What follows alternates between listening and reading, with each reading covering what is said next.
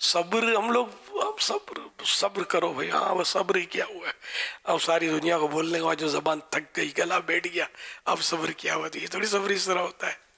सब्र होता है अव्वल सदमे पर, जैसे ही सदमा आया बंदा बस चुप हो जाए, वरना बाद में सब्र आ ही जाता है। तो ये सब्र जो है ना, ये होता है कि आदमी किसी को बोले नहीं।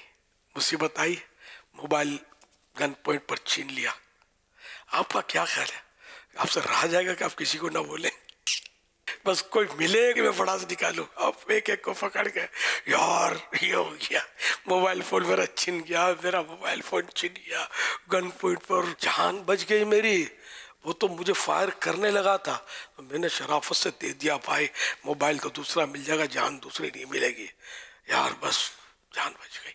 किसी तरह भी लोगों की हमदर्दियां वो इकट्ठी शुरू करने लगेगा, लेकिन हमदर्दियां इतनी इकट्ठी नहीं होंगी कि वो बिक सके और मोबाइल फोन आप खरीद सके उससे। तो और बेसब्री किसको बोलते हैं? तो सब्र ये कि किसी को भी ना बोले, एक को भी ना बोले, और ये बहुत मुश्किल है।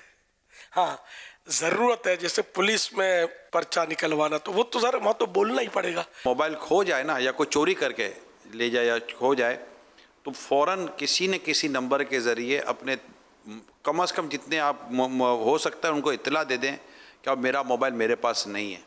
क्योंकि ऐसा ना हो कि फिर वो मोबाइल अब आपके पास रहा नहीं है और आपके मोबाइल पर जो चारों तरफ से जो पैगामात या मैसेजेस आ रहे होंगे ना, उसमें खुदा ना खाता कोई ऐसा मैसेज आ गया कि जो आपके लिए या आपके घर वालों के लिए किसी के लिए भी दुरुस्त ना हो। तो अगर इत्तला दे दी जाए कि अब मेरा मोबाइल मेरे पास नहीं है, मुझसे मेरे मोबाइल पर रब्ता ना किया जाए, तो ये भी शायद एक वजह है कि बता दिया जाए ताकि ये बड़े नुकसान से बचा जा सके। सल्लु अलल हबीब सल्लल्लाहु अलैहि वसल्लम।